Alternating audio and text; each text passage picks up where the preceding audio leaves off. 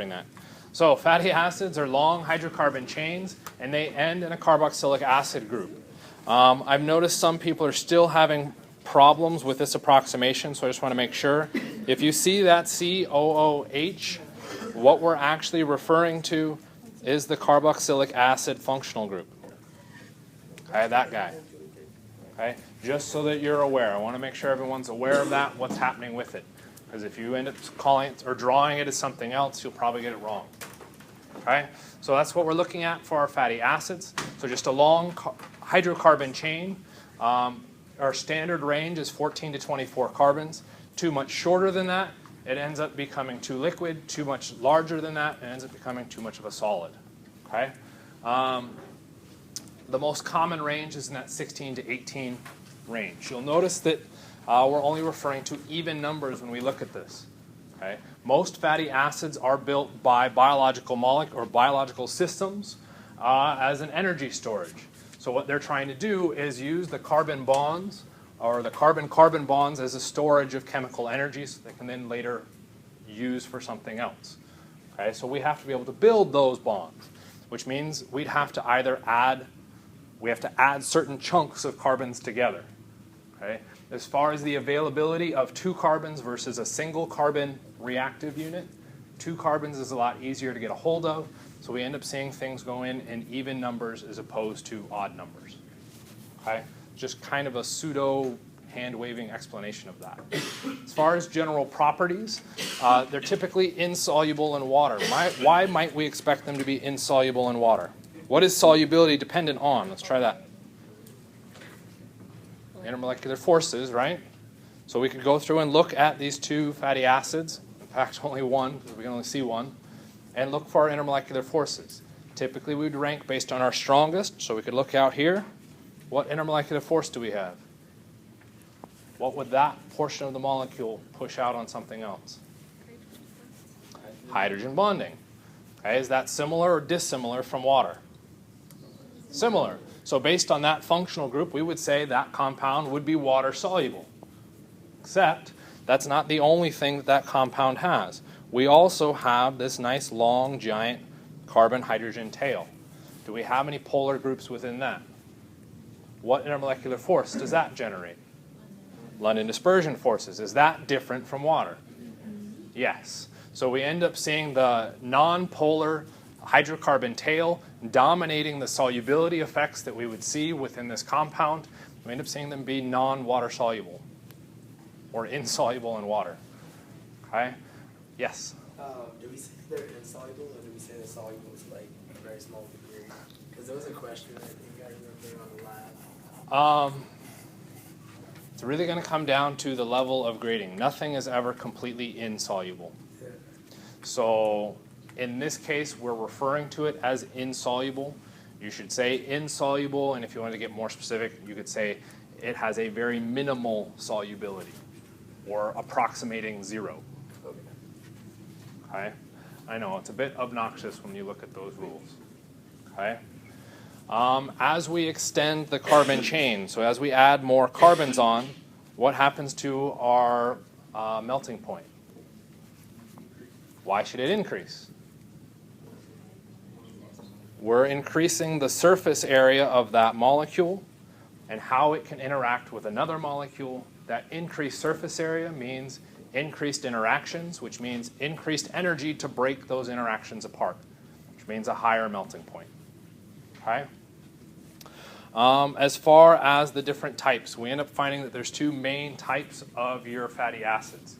You're looking at a saturated compound versus unsaturated. Saturated means that we took the entire hydrocarbon chain and we fully filled all of those carbons with as many hydrogens as we could do. Okay? So we get rid of all, or we hybridize our carbons completely. So we go to the sp3 carbons. Okay? Unsaturated means we're adjusting some of those carbon atoms. We're changing the hybridization. We're adding in double bonds or triple bonds. Okay? So we're looking at slightly less hybridized orbitals. How does that end up affecting our molecular weight? If we evaluated a double bond, we might say that those electrons are more accessible, more reactive, more polarizable. The more polarizable, what would we expect to happen to our melting point? might expect it to increase because we can now see how that electron cloud can interact differently with something else. Okay? Except that's not the only thing that ends up changing in this process. Okay? We also end up changing how that molecule can then stack and organize. When we put in that double bond, it builds a kink in the chain. That kink causes our chain to change directions so that if we try and now stack them, we don't get nice even layers stacking on top of each other, but we end up getting something kinking and doing something along those lines. In the middle of the text, it looks better that way. Okay? So what ends up happening when we unsaturate is we end up with a lower melting point. It actually ends up dropping from our saturated situation. In most natural fatty acids, we're looking at the cis or Z double bond as opposed to the trans. Why would we expect the trans to be more prevalent? I'm not sure if you've seen it in lecture or not yet. Why is trans typically more prevalent over cis? It's lower energy. The trans gets those two groups or two carbon chains as far away from each other as possible. We would expect that to be lower energy. We end up seeing the cis in natural systems because of how that double bond is formed. Okay? In the process of forming it, the enzymes have to wrap around the molecule, which then forces only one addition or one direction of hydrogen atoms being added to that structure.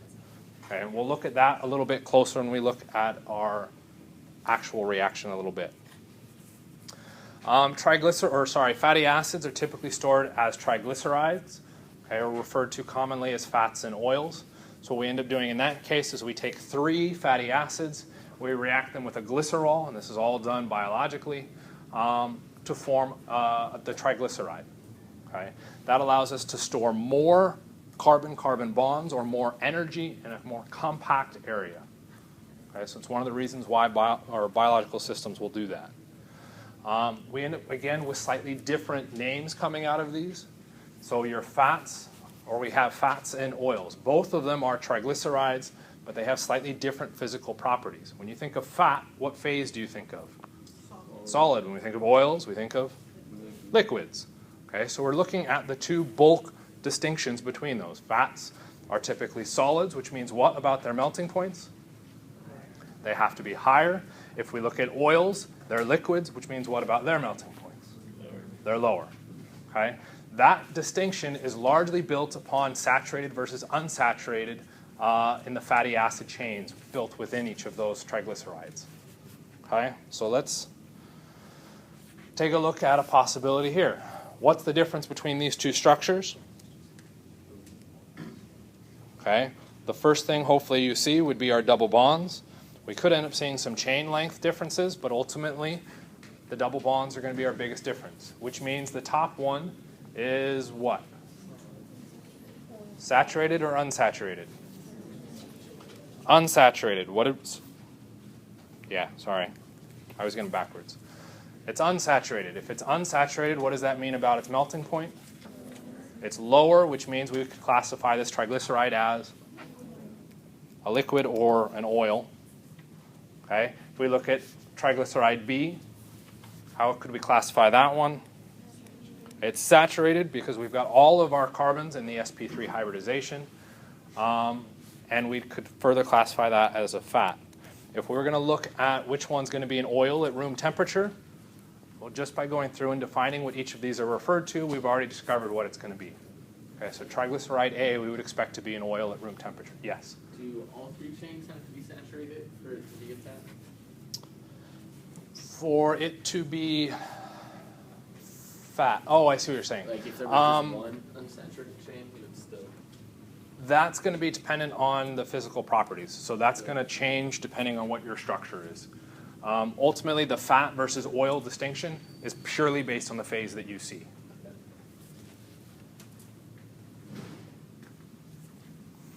Why is any of this relevant? Well, we can look at hydrogenation of an oil. Okay, so unsaturated vegetable oils. Okay, if it's unsaturated, we're looking at an oil. Those tend to be liquids. So if we wanted to, say, flavor bread, we could try and pour oil all over it. Okay? It kind of makes it look a little gross, a little slimy, and kind of messy. So instead, if we wanted to flavor it, we probably want to have a better control over how we get that oil onto the bread. Okay? How could we do that? We'd want it in a solid state. Okay? So what's the best spreadable fat or oil that we would put on bread? Butter. Okay? So what's happening between vegetable oil and butter has to do with the saturation within those structures. Okay? Well, if we've decided that animal fat is bad and we don't want to use butter, then we need to somehow get a vegetable fat. Most vegetables produce oils, not fats, so what can we do to change those oils so that we can get a solid substrate or a solid material? We'll need to hydrogenate it or add hydrogens to our structure, removing the double bonds, ultimately making them more saturated and more like a fat. And that's what we end up getting, or what we see when we look at margarine or vegetable oils or vegetable fats. Okay? Because we now have a spreadable surface as opposed to just pouring oil all over the top. Okay? So how do we end up doing this in the lab? So we can take a look at our reactive species, which is our double bond. We're going to look at our pi bond reacting. Why would we expect our pi bond to react and not, say, the other bond? What's the other bond there? We've got that sigma bond on top, or not necessarily on top, but we've also got the sigma bond in there. Why is the pi bond react and not the sigma? Okay, right idea. Higher in energy. Why is it higher in energy? Think about where the electrons are in a sigma bond. Okay, to form a sigma bond, we're putting what orbitals together? So in this case, if we look at the double bond here, what orbitals are going into the sigma bond? It's not strictly atomic, but getting to the right idea. It's a hybrid molecular orbital. In this case, we'd be getting an sp2 orbital with an sp2 orbital. Okay? What are we getting when we form our pi bond? A p orbital with a p orbital. What kind of overlap do we get in our sigma bond between those two sp2 hybrid orbitals? Really good overlap. It's direct overlap. What kind of overlap do we get in the p orbitals? Indirect. Okay? There's less sharing of electrons, or less easily shared. There's a little empty space in between, and it's our electrons jumping across that space. When we look at the sigma bonds, they're directly overlapping. Okay? So what does that mean about which one's going to be easier to react with? Okay? The one where we've got electrons already nice and happy in an orbital, or ones that actually have to jump through space? The ones jumping through space are going to be a lot more reactive. Okay? So our pi or our pi system is going to be what's more reactive in this case. We're going to try and react that with hydrogen. So what's going to end up happening is we'll break our double bond, okay? And we'll take those electrons and we'll turn them into bonds with hydrogen. Okay? So hydrogen is just added to our structure. You'll notice that we've also got a metal catalyst listed in here. For this reaction to occur, we have to use a metal catalyst. Okay? Hydrogen is not reactive enough with that pi system to be able to happen just easily on its own. So what we've got to do is put in a metal catalyst. In the case, or the more common metals that we use, we've got palladium, platinum, and nickel. We can end up changing those structures around a little bit by changing the substrate onto which they're put. Okay? Most commonly, they're put on some kind of carbon substrate. So you'll see them written out as palladium or PD carbon or PDC. Okay? And all we're saying is we've taken that catalyst and we've embedded it into carbon. Okay? What phase is your metal? What phase is carbon? Also a solid. So our catalyst is in what phase? A solid. What phase is your alkene typically? A liquid. What phase is hydrogen? Gas. We've got three phases that all have to interact with each other. So we can refer to or classify this reaction as a heterogeneous reaction or a heterogeneous catalysis because we've got that catalyst there. Heterogeneous means we just have multiple phases interacting. Okay, we don't have it all in one system. I can't draw on this pen. Number one, we've got a gas. Our catalyst is a solid. What phase is our starting material? How do you know it's a liquid? Melting point is negative. Okay, so we'd have to look experimentally for that. So we're looking at a liquid here. We're looking at that heterogeneous reaction. Okay, how easy is it going to be to get all three of those phases interacting with each other? Put another way, how many reactions have you done where you looked at a gas reacting with solids or liquids? Not very often. Why? Because it's not easy to do. Okay, you have to have special equipment to build it and put that all together, so it gets a little bit more hectic to deal with. Okay, so let's evaluate what we're going to do as far as our experiment goes. Looks a little bit odd, but it can work. You're going to fill a balloon with hydrogen gas, and then you're going to attach that to a syringe without the plunger. The needle on the syringe can then be injected through a rubber septum, okay, into your reaction flask. And the reaction flask will have your catalyst, your solvent, and your reagents, and a stir bar to make sure everything's nicely mixed. Okay? That balloon will maintain hydrogen gas pressure over the top of your reaction, okay, hopefully pushing the hydrogen gas into solution. What happens if your hydrogen gas never makes it into solution? No reaction. Okay? So one of the things that we're really hoping for in this case is that we get a decent amount of positive pressure hydrogen pushing against the liquid surface, because that's going to increase the solubility of hydrogen gas in our solution phase and increase our reaction rate. If you go through and run this procedure with a limp balloon, okay, how well is that going to work? Probably not very well. You're getting a very small amount of hydrogen gas making it into the solution, which means a very small amount of product being formed. Okay? So the hope and the idea is that we can build up enough pressure to maximize the hydrogen dissolving so that we can then get it to react and continue with the rest of the process. Okay? So it's a bit tricky to deal with, but hopefully it'll work. Okay? Make things further complicated, we can move on with the rest of the procedures. Once you've decided that your reaction is done, right, what you're going to do is take that now hot solution, which will have your solid catalyst in it, it'll have your product in it, it'll have whatever solvent you were using in it, it'll have some impurities. Some of those impurities might very well be your, any guesses? Reactant, your unreacted starting material. Come on. Okay, I give up. No, I don't. We got our unreacted starting material in there as well. Okay? Your product, if we go back, come on, back one more slide, is what phase? We expect it liquid or solid? Solid. How do you know it's a solid? Melting point's higher than temperature. We'll go back to our melting point. Our melting point is 39 degrees Celsius, which means we're looking at a solid. Okay? If we let our reaction mixture cool, what do we expect to happen to our product? It should form a solid, right? Except what else is in our reaction mixture? Liquid and the gas hopefully will disappear.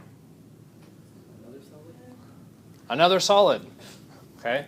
We've got our solid catalyst. So if we just let our reaction mixture cool, our product's going to crystallize out and mix with our solid catalyst, giving us an impure product. So we need to somehow separate our catalyst away from our product first. How can we do that? We're going to filter, but more specifically, we're going to have to make sure it stays hot. It has to be a hot filtration. Okay? That will hopefully trap the catalyst on our filter paper, and our solution will then wash through, and we can then have our crystal or our product crystallize out of that solution. Problems with carbon catalysts. Carbon tends to be a very fine particulate, which means it tends to plug a lot of filter papers. What happens if your filter paper gets plugged? No longer filters, which means if your product is in the liquid phase, it's not going to pass through, and we end up not being able to separate our solid from our liquid. Okay? So what we can do is add something referred to as sealite, which is just crushed up shells. that will grab a hold of carbon particles and effectively increase their size, which means they no longer plug the filter paper. Problem with that technique is it's usually messy and not particularly fun. Okay? So what we're going to do is test on Friday to see how critical it is to actually use the sea light or not. Make sure you're prepared to do that technique. All it's going to involve is adding sea light to it, mixing it around, and filtering it while it's hot. If it's not necessary, your TA will let you know that you don't need to do the sea light filtration. Okay? And we'll talk about how we can figure that out in a second. Once you've got your sea light and your solid substrate removed, we can then cool the solution. What happens? What happens when we cool this solution? Our product precipitates or crystallizes out. We've got our solid product. How can we isolate our product? We can do a second filtration, except this time we'll collect the solid product. Okay? At that point, you can go through and characterize and all that other fun stuff. Okay, so kind of pictorially, when we go through and do this, you've got your hot filtration. If needed, we can add a secondary step dealing with the sea light. How do we know that that sea light step is going to be necessary? Let's say you go through your first filtration. Okay? How would you know that that filtration worked? What's that? If the liquid goes through, that's one option. What if the carbon particles are so small that they don't stick in the filter paper at all? Your liquid goes through, but then so does the carbon. So how would you know it's necessary to do the sea light filtration? You see carbon in the bottom. If you don't see that carbon, you don't need to worry about it. Okay? And you can continue on. And we have to make sure that we're looking for carbon because you would expect to see some solid show up. What would that solid be? Your product, because now your reaction is no longer getting heated, it's cooling. We would expect to see crystals form. So you need to watch that liquid as it passes through the Hirsch funnel and evaluate really, really quickly, does it have carbon in it, in which case you're going to have to do another filtration, or is it free of carbon? You don't have to stress about it. You can just wait for your solution to cool and collect your crystals. Okay? Once you've got your crystals, you can then do your second filtration to isolate your product. What should you do now? What should your very next step be once you've got that product? Not a bad idea, but no. Weigh it. Why do we want to weigh it? So we can get a % recovery. And we want to do that before we do the testing of properties, because what happens when we test the properties? You use some of it and your % yield ends up going down. Okay? So make sure you get a weight of it so you can calculate your % yield. We can then do a melting point. Okay? The melting point of your product is about 39 degrees Celsius. Are there any problems that you might foresee with this? If we did this in the industry scale, we turn vegetable oil into margarine. Your product is now margarine. You should expect a consistency that's pretty similar to that. How do you get that nice crystalline substance of margarine into a melting point capillary? Yeah, you don't really. Okay? So that is going to be a bit of a problem. It's going to be a waxy product, not a nice crystalline substance. It may not go directly into your melting point capillary easily. We'll be discussing that with the TAs on ways to get around that or see if you can use a melting point capillary at all. Your TA will let you know officially what's going to happen with the melting point. The other test that we can do is a bromine test. Okay? If we evaluate, we're looking at the double bond reacting with bromine. What else did our double bond react with already in this experiment? Hydrogen. So we could look at hydrogen structure and we could compare that to the structure of bromine. Bromine is also a diatomic molecule. Eraser.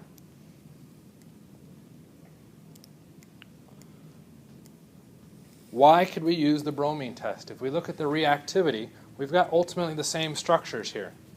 And when we looked at the hydrogen molecule reacting with the alkene, we required a catalyst to get that reaction to work. and all sorts of fancy things in the way. Why is doing a bromine test going to help us out? Is bromine's reactivity different from hydrogen's? Yes. Why is it slightly different? What's the difference between hydrogen and bromine? Okay, we do see an electronegativity difference, but that's not going to be our biggest, most important difference. Size. Bromine is a lot larger, which means its electron cloud is a lot more polarizable. It can interact with our double bond a lot more readily than our hydrogen molecule can. Okay? So what we're looking at is adding bromine to the solution. The bromine will react with double bonds and getting rid of the bromine, so ultimately changing our structures. Bromine has a nice red color, which you can see in the upper right-hand corner. If we react that with our double bond, do we have bromine anymore? No. So what happens to the red color? Disappears. So if there's a double bond present, the bromine reacts, and we don't see the bromine color anymore. Is that a good result or a bad result for your experiment? It's a bad result. Why is it a bad result? It shouldn't react. Your product shouldn't have a double bond in it. Okay? So when you add bromine to your product, is there a double bond for the bromine to react with? No, which means what happens to the color of the solution? It should go red. Okay? So we're using bromine to identify if your experiment failed. Okay? Make sense? Next thing that we can do is use IR spectroscopy. So we could evaluate our structural differences to figure out what things might show up in each. So if you took a spectrum of your starting material or the methyl oleate, what peaks would you expect to show up in the IR?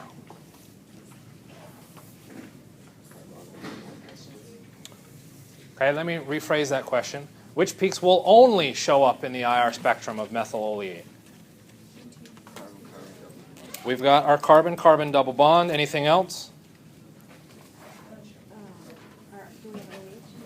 No OH? We could see a carbon-oxygen double bond, but does that only show up in our product or our starting material? Shows up in both. What we'll end up seeing is a carbon-hydrogen where the carbon is sp2 hybridized. What peaks will only show up in your product? None. There are no useful peaks when we look at the IR spectrum to identify that your product is there. Okay? As far as the common peaks, we get CH, sp3s, your carbonyl, your carbon-oxygen single bond, all of that fun stuff. Okay? So again, for our analysis, we're pretty much testing for the negative. We're testing to see if your experiment failed. If you don't see any evidence to suggest that your experiment failed, we said you did a pretty good job. Okay? At that point, you're done with the experiment. You can write it all up, clean up, take everything out, and you are good to be done. Any questions about the experiment?